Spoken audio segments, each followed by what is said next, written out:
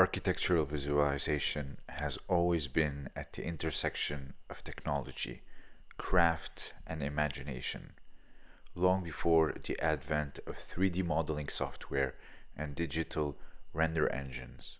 Architects devised ingenious methods to convey the visual and spatial qualities of unbuilt projects. Among the most famous and influential examples are the works of Ludwig Mies van der Rohe, whose projects from the early to mid 20th century used analog visualization techniques that anticipated today's digital renderings in remarkable ways. This video will examine two such methods, model photography and photomontage, and compare them to contemporary 3D architectural rendering, highlighting the evolution of technology and aesthetic intent. Method 1. Model photography, 1950s. 50 by 50 house. In the post-war period, Mies and his contemporaries began using highly refined physical models to present their projects. The process involved construction of a precise scale model using materials like wood, glass, metal, and perspex. Carefully staged photography of the model with professional studio lighting to control shadows, highlights, and reflections. Integration with background scenery, either through photomontage or by photographing the model outdoors.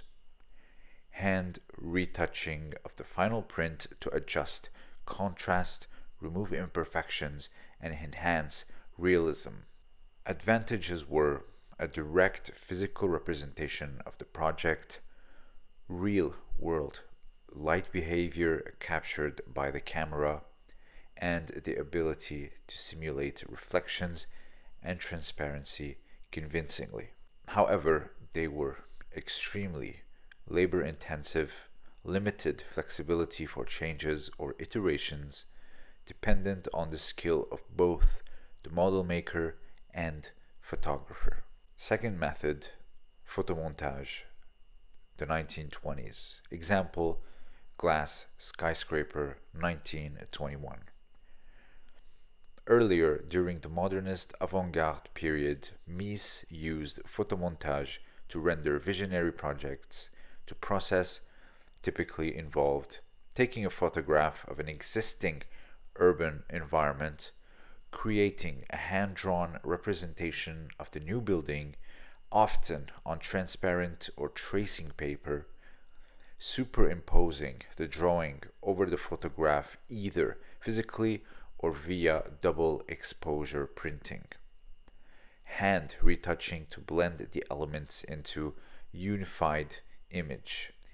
The advantages were powerful narrative and conceptual tool, flexibility to explore visionary ideas without physical modeling, and the ability to place architecture within realistic urban contexts. However, the architectural drawing remained somewhat abstract. Manual compositing was challenging and imperfect. No simulation of accurate lighting or material qualities. Today's method, 3D architectural rendering. Modern architectural renderings rely on a suite of digital tools. 3D modeling software, example Rhino, SketchUp, 3ds Max, and Blender. Rendering engines, example V-Ray, Corona, Enscape, Twinmotion, and Unreal Engine. Post-processing in software like Photoshop for final polish. Advantages were photorealistic simulation of materials, textures, and lighting, physically based rendering for accurate light behavior, fully immersive environments including animations and VR walkthrough. infinite flexibility for revisions, variations, and design iterations. It provides unprecedented realism and accuracy, streamlined workflow with iterative capabilities, global collaboration, and easy dissemination. But the limitations are risk of overemphasis on surface appearance over architectural substance, tendency towards generic hyper real aesthetic unless consciously controlled, dependence on technical proficiency, the hand of the architect can become lost. Though separated by decades and by vast differences in technology, the photomontages of the 1920s and the model photography of the 1950s share a conceptual lineage with today's 3D renderings. All three approaches aim to bridge the gap between architectural idea and visual experience, allowing architects to communicate both form and atmosphere.